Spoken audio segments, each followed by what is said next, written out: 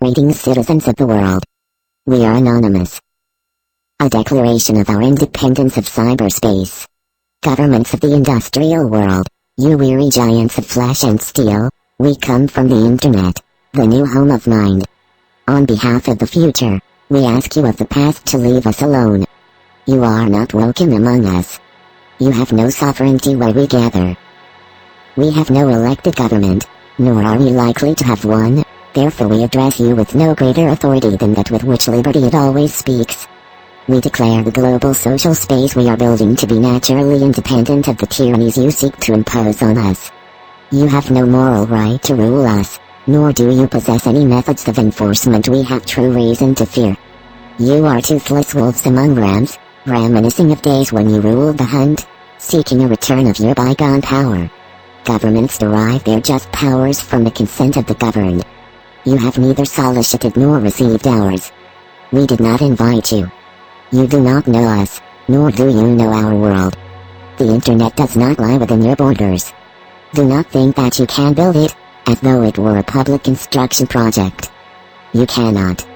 It is an act of nature and it grows itself through our collective actions.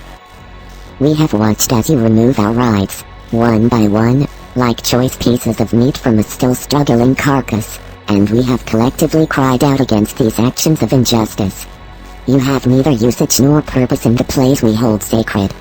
If you come, you will be given no more and no less power than any other single person has, and your ideas will be given the same consideration anyone else would receive. You are neither special, righteous, nor powerful here.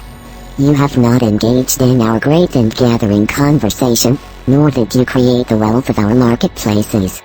You do not know our culture, our ethics, or the unwritten codes that already provide our society more order than could be obtained by any of your impositions.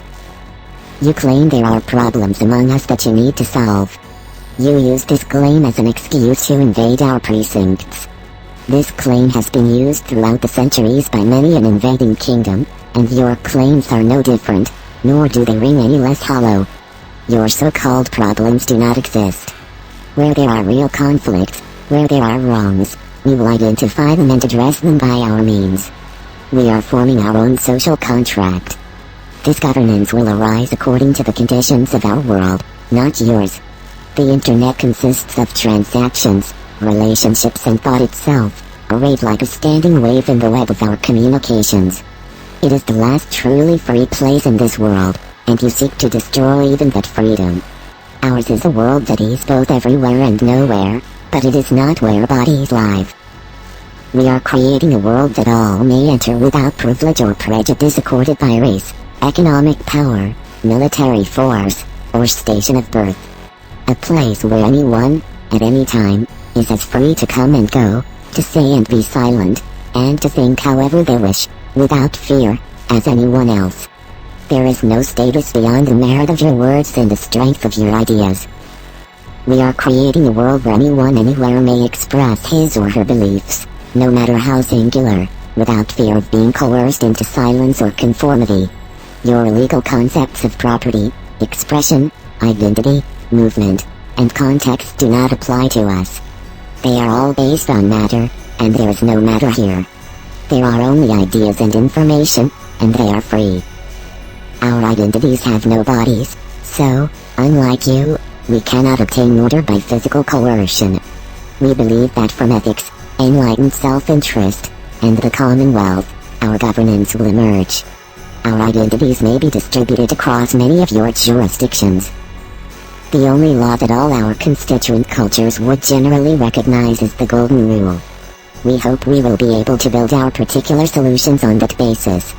But we cannot accept the solutions you are attempting to impose. In the United States, you repeatedly try to pass unjust legislature in an attempt to restrict us. You disguise this legislature under a variety of different names, and pass excuses that they are for our own protection. We have watched you, time and time again, attempt to censor us under the guise of copyright protection, or for the protection of children. These laws come in many shapes and forms, in the name of ACTA, PIPA, COICA, SOPA, but their intentions remain the same. You seek to control what you cannot. We scorn your attempt to pass these bills, and as a result, our discontent at your misaligned efforts grows each day. You are terrified of your own children, since they are natives in a world where you will always be immigrants. Because you fear them, you entrust your bureaucracies with the parental responsibilities you are too cowardly to confront yourselves. In our world, all the sentiments and expressions of humanity, from the debasing to the angelic, are parts of a seamless whole, the global conversation of bits. We cannot separate the air that chokes from the air upon which wings beat.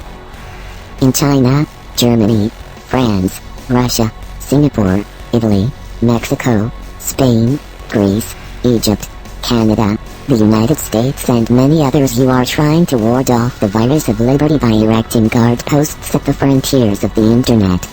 These may keep out the contagion for a small time, but they will not work in a world that is already blanketed in bit-bearing media. Your increasingly obsolete information industries would perpetuate themselves by proposing laws, in America and elsewhere, that claim to own speech itself throughout the world. These laws would declare ideas to be another industrial product, no different than pig iron. In our world, whatever the human mind may create can be reproduced and distributed infinitely at no cost. The global conveyance of thought no longer requires your factories to accomplish. These increasingly hostile and colonial measures place us in the same position as those previous lovers of freedom and self-determination who had to reject the authorities of distant, uninformed powers. We must declare our presence in the world we have created immune to your sovereignty, even as we continue to consent to your rule over our bodies. We will spread ourselves across the planet so that no one can wrest our thoughts. We will create a civilization of the mind in the internet. We have created a medium where all may partake in the forbidden fruit of knowledge, where egalitarianism reigns true. May our society be more humane and fair than yours. We are the internet. We are free. We are everywhere. We are anonymous. Expect us.